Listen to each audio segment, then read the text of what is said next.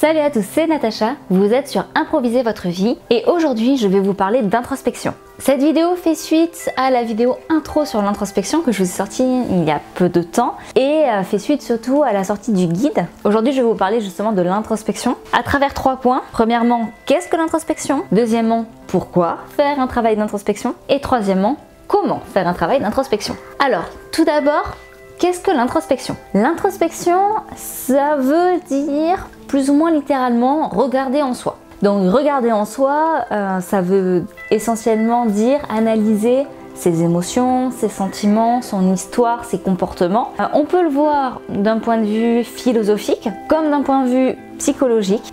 Les deux sont quand même intimement liés. La philosophie étant l'art de se poser des questions et de chercher des réponses à des questions. Le côté psychologie étant plutôt d'interpréter ces réponses et de les analyser. Donc, en bref, faire un travail d'introspection, donc faire un travail sur soi, c'est faire un travail justement d'analyse pour observer, analyser, observer ce qui se passe au fond de nous en termes d'émotions, en termes de sentiments, d'interprétation, de relations avec les autres, de comportements, de plein de choses, d'analyser ces observations, d'essayer d'expliquer pourquoi on ressent telle émotion, on a tel comportement, on réagit de telle manière à tel événement. Et ça permet également de débloquer certaines choses. Parfois, on a des craintes, des angoisses, des phobies, des colères, des joies aussi,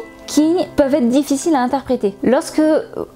Parfois, il peut se passer quelque chose qui vous fait plaisir, et puis quand vous réfléchissez, vous dites mais pourquoi est-ce que ça me fait tant plaisir? Et ça peut être valable sur plein d'émotions complètement différentes que vous pouvez éprouver au quotidien. Ça peut aussi expliquer pourquoi on n'est pas à l'aise ou on n'aime pas certaines personnes, ou pourquoi on réagit de manière complètement loufoque dans certaines situations, alors qu'on n'a aucune raison de réagir comme ça. Dans la vidéo d'introduction, je parlais de psychanalyse, parce qu'en fait ce travail d'introspection, je l'ai fait lorsque j'ai effectué ma psychanalyse. Lorsqu'on fait un travail de psychanalyse, c'est souvent résumé, on va dire plutôt rétréci à ça. Lorsqu'on parle de psychanalyse, on se dit qu'on va utiliser des éléments de l'enfance pour expliquer tout ce qui s'est passé après. Alors ça, c'est vraiment très raccourci comme explication, mais il y a un peu de ça. Avec le travail d'introspection, on se rend compte qu'il y a beaucoup de choses en soi, enfin des blocages, des forces, des faiblesses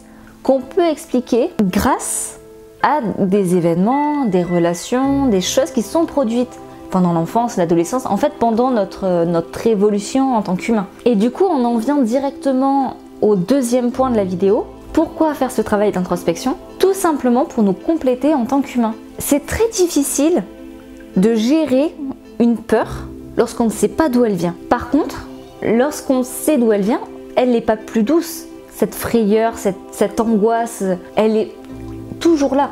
Mais on peut comprendre d'où elle vient et c'est grâce à ça qu'on va arriver à la contrôler. Et le contrôle de nos doutes, de nos peurs, de nos angoisses, de toutes ces émotions négatives qui nous bloquent, qui nous freinent dans notre évolution, comprendre ces mécanismes nous permet de devenir de meilleures versions de nous-mêmes, d'évoluer, de nous surpasser. Et c'est pour ça qu'il est très important pour une personne qui ne se sent pas bien dans sa vie, dans sa peau, qui n'aime pas son boulot, qui se sent prisonnier de sa vie. Parce que moi je suis opticienne, je vous l'ai souvent dit, je vois beaucoup de personnes. Je travaille dans un grand magasin, on voit énormément de monde tous les jours. C'est incroyable le mal-être des gens aujourd'hui, ce mal-être généralisé, c'est impressionnant. On ne s'en rend pas forcément compte. Lorsqu'on est dans la rue, on se rend compte que les gens, ils sont pas forcément souriants, ils sont plutôt sombres, plutôt pressés. Mais là, moi, les personnes, en fait, je les reçois donc pour faire leurs lunettes. Généralement, je reste entre 20 minutes et 3/4 d'heure avec eux. Que ce soit pour faire leurs lunettes, pour faire un réglage, Et bien, forcément, on est humain, on discute, on échange, on essaie d'interagir. Et c'est là qu'on se rend compte à quel point les gens sont angoissés, sont stressés, sont mal dans leur peau. Et il y a beaucoup de personnes, et j'en connais beaucoup autour de moi, qui sont très mal dans leur vie, qui sont mal dans leur boulot, qui ne comprennent pas pourquoi ils font ça, ou alors qui le font parce qu'ils sont obligés de le faire. Ils se sentent l'obligation, ils se sentent prisonniers de cette situation. Et ce travail d'introspection, ça va pas les libérer. Si d'une certaine façon c'est un travail libérateur, mais c'est purement spirituel dans ce sens-là. Ça va pas les libérer de leur travail. Ça va pas faire que du jour au lendemain ils vont gagner des milliers d'euros sans avoir besoin de travailler. Et non, c'est pas ça. Mais ça va leur permettre de comprendre pourquoi ils sont pas bien dans leur boulot, d'arriver à résoudre ce problème et de se dire bon ben si effectivement ce problème n'est pas surmontable, c'est qu'il y a un réel problème qui ne dépend pas de nous, et là dans ce cas il faut trouver une autre solution, changer de boulot par exemple. Et ça c'est valable pour le travail. Malheureusement il y a énormément de personnes qui n'aiment pas leur travail, qui se sentent enfermées dedans, mais c'est la même chose pour un appartement, c'est la même chose pour un compagnon, c'est la même chose pour beaucoup de facettes de notre quotidien. Et du coup, comment est-ce qu'on fait ce travail d'introspection? Déjà, on le fait seul.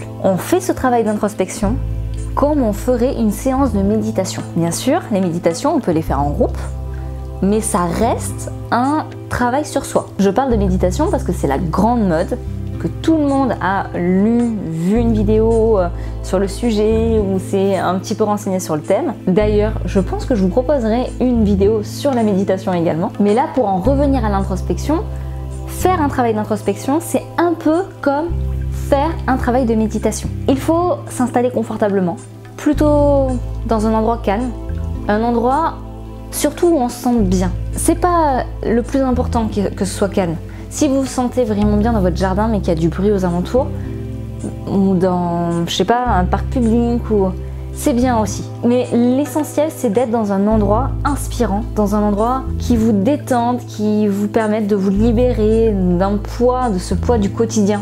Il faut le faire avec une feuille et un stylo. Vous pouvez aussi le faire avec un magnétophone, mais ça n'a pas la même signification. Le fait de mettre les mots sur papier, de les écrire, ça ancre les mots. Ça ancre les mots au fond de vous, ça ancre les mots sur papier, ça devient quelque chose de réel. Juste l'entendre, c'est comme si vous parliez, c'est comme si vous pensiez, ça s'évanouit. Même si après vous réécoutez l'enregistrement, ça n'a pas la même valeur symbolique. Et c'est bête à dire, c'est peut-être encore ce côté un peu spirituel, mais le symbole, eh ben, c'est important. Parce que tout est psychologique, le mental, enfin tout. Le mental a un pouvoir sur le corps impressionnant. Le fait de penser que lorsque vous écrivez quelque chose, ça l'ancre sur le papier et que du coup ça le rend réel, ça devient réel.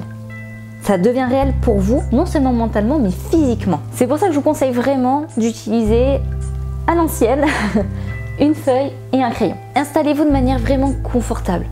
Il faut que ce soit un moment où vous ayez le temps. Il ne faut pas que vous ayez de pression de commencer le travail après, ou surtout pour la première séance. Moi, je conseille de ne pas tout faire d'un seul coup, parce que c'est très lourd un travail d'introspection. Je conseille plutôt de le faire par étapes, voire même thème par thème, jour après jour, de le faire quotidiennement ou en tout cas très régulièrement, jusqu'à ce qu'on atteigne un point où on n'ait plus besoin de le faire.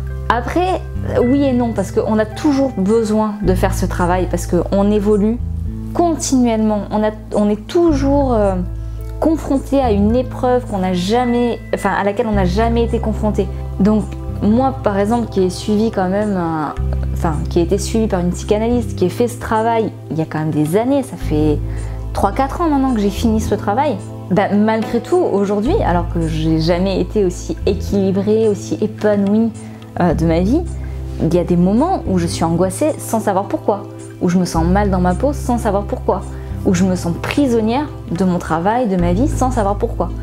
Et je fais mon travail d'introspection, d'analyse de moi, et je trouve des réponses, je trouve des solutions, je les applique et je suis en évolution constante. Ça donne une raison à mon existence qui est incroyablement précieuse dans cette époque où on cherche des réponses partout, même là où il n'y en a pas, là où on cherche des réponses dans nos technologies et pas forcément en nous-mêmes. Donc du coup, pour la première séance, prenez vraiment le temps de vous mettre dans les bonnes conditions mentales.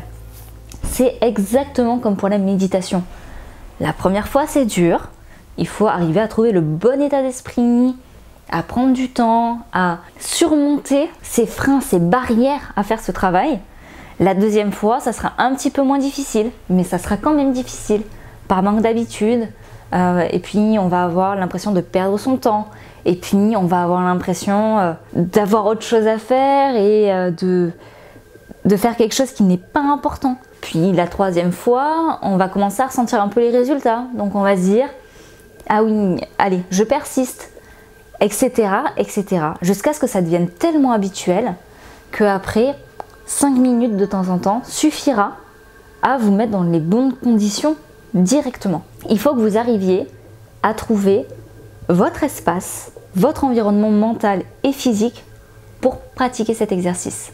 Une fois que vous êtes bien installé, que vous avez trouvé l'endroit, la condition qui va vous permettre d'effectuer ce travail, là, il y a plusieurs techniques. La technique la plus simple, c'est de se poser des questions et d'y répondre.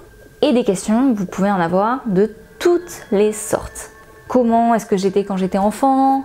Quelles étaient mes passions? Qu'est-ce que je voulais faire quand je serais grand? Est-ce que j'avais des frères et sœurs? Enfin, là, on est vraiment sur des questions bateau, mais après, bien sûr, à développer. L'astuce que je donne dans le guide et le travail que j'ai fait sur moi consistait plutôt à analyser période par période mon évolution en fait, les périodes de ma vie.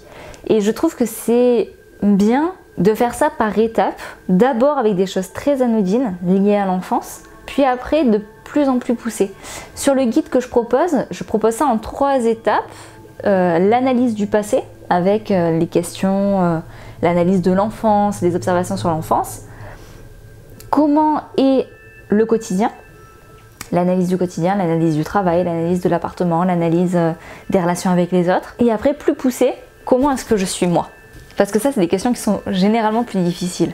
Comment est-ce que je vis ma relation avec les autres? Comment est-ce que je fais mes choix? Quelles sont mes vraies valeurs? Quelles sont mes passions? Qu'est-ce que je pourrais faire toute ma vie sans m'arrêter? Séparer vraiment ces périodes, soit par période de 10 ans par exemple, soit par événements. On a tous des événements qui nous ont marqués dans notre vie. C'est des événements qui peuvent être plus ou moins anodins, mais c'est vraiment des événements qui ont provoqué un changement dans nos vies, qui ont été importants à un moment ou à un autre. Ça peut être le changement d'école, ça peut être un déménagement, ça peut être un décès dans la famille, ou un décès dans nos proches, ça peut être une maladie, ça peut être la découverte d'une passion, ça peut être faire une nouvelle activité, ça peut être plein de petites choses qui vont nous fabriquer en tant qu'humains, qui vont nous permettre de grandir, qui vont nous permettre d'évoluer. Du coup, vous pouvez faire cette analyse donc d'événement en événement, parce qu'il y a des périodes un peu explosives, où il y a plein de choses qui vont se passer, puis des périodes de plat, des périodes de calme, où vous n'allez pas forcément vous souvenir de choses. Après, petit à petit, à force de vous poser des questions, à force de vous mettre dans ces conditions-là, à force d'analyser ces périodes, il y a des souvenirs qui vont venir à vous. Des souvenirs, des impressions, des sensations. C'est à ce moment-là que le travail peut être le plus difficile. Il va y avoir 2 types de personnes. Il va y avoir des personnes qui vont se lancer à fond là-dedans, sans vraiment ressentir quoi que ce soit au début, qui vont répondre aux questions, qui vont analyser, qui vont vraiment faire ce travail sérieusement. Hein. Je parle pas des personnes qui vont faire ça, comment dire, un peu par mode, ou voilà. Là, dans ce cas-là, c'est pas un travail constructif. Mais voilà, des personnes qui vont vraiment être sérieuses, mais qui vont vraiment faire ça comme un exercice et qui vont pas forcément ressentir des choses au début. Sauf qu'au bout d'un moment, à force de se poser des questions, eux, ils vont commencer à ressentir des choses qui vont les inquiéter, qui vont peut-être les faire souffrir. Et là, soit ils vont complètement arrêter en se disant que ça leur fait du mal et qu'ils veulent pas ressentir ça, soit ils vont surmonter ça en se disant « Ah oui, mais maintenant je comprends pourquoi je fais ça et il faut que j'aille plus loin. » Et après, tout ça, ça va se débloquer. Et il y a des personnes qui, eux, à l'inverse, vont être extrêmement angoissées, inquiètes dès le début. Uniquement en voyant les questions, en voyant le travail à faire, en se rendant compte de la tâche à exécuter. De se dire, une personne qui attaque ça à 50-60 ans, de se dire, oh, j'ai 50 ans de ma vie à analyser, à observer. Plus on commence jeune, au plus tous les souvenirs sont frais et au plus c'est simple d'attaquer ce travail. Sauf que généralement, c'est un travail qu'on fait plus tard. Moi, j'étais jeune quand j'ai fait ce travail.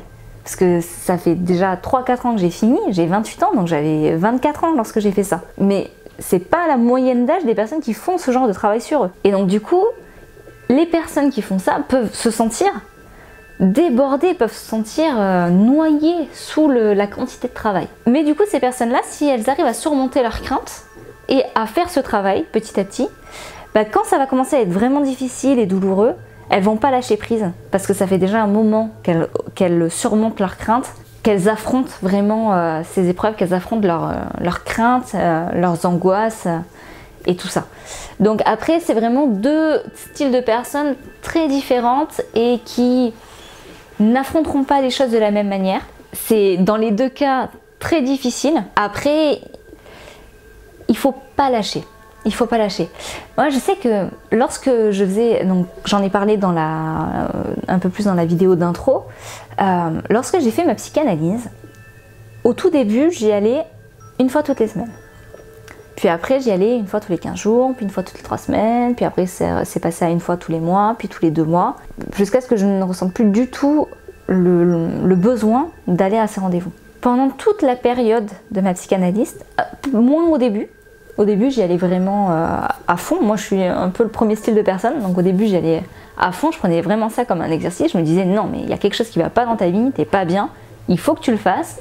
Il faut que tu vois ce qui ne va pas. Et du coup, j'y suis allée à fond. Donc au début, ça allait très bien. Puis, au bout d'un moment, je n'avais plus envie d'y aller.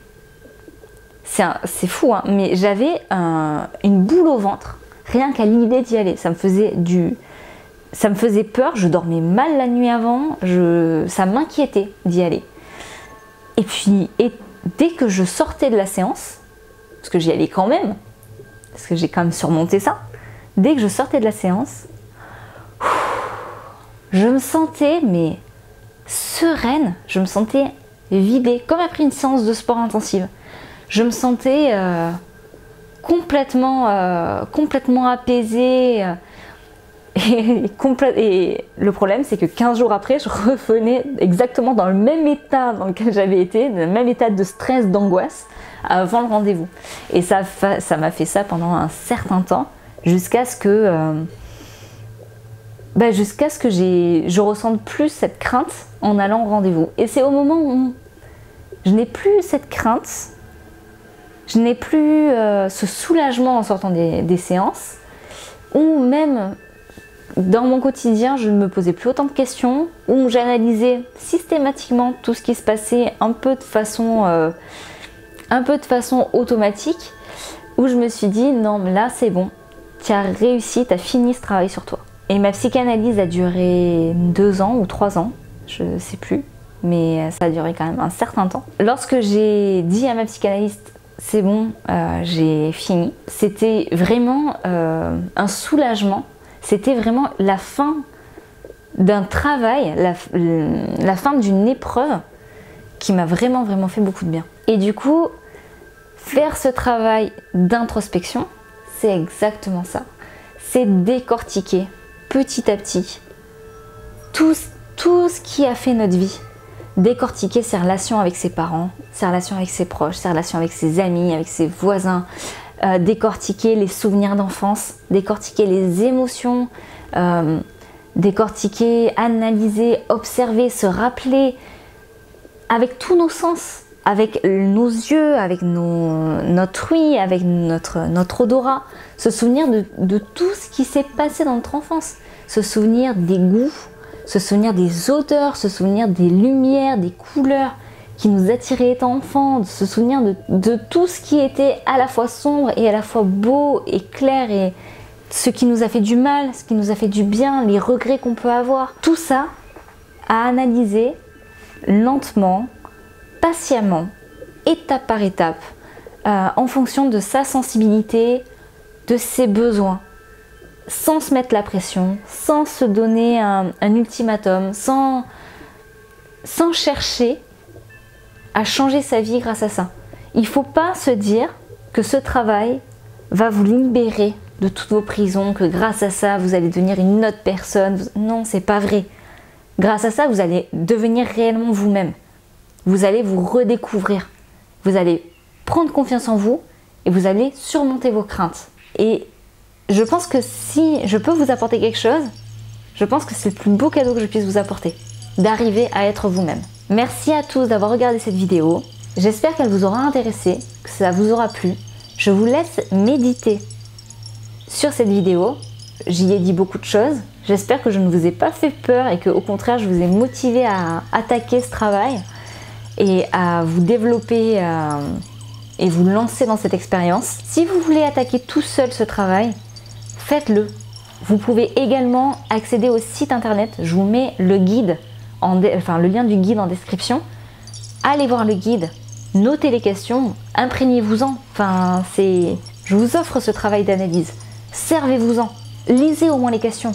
Juste en lisant les questions, le travail commence déjà. Parce que déjà, rien que lorsque vous lisez les questions, vous commencez à y réfléchir. Si cette vidéo vous a plu, j'aimerais vraiment que vous m'aidiez à la faire connaître en mettant un pouce bleu, en vous abonnant à la chaîne si mon travail vous intéresse et en partageant cette vidéo à vos proches, aux personnes qui pourraient avoir besoin de faire ce travail d'introspection, d'analyse de soi. Je vous mets en description le lien vers le guide, le lien vers mes réseaux sociaux et je vous mets également en description le lien pour vous abonner à la newsletter du site internet.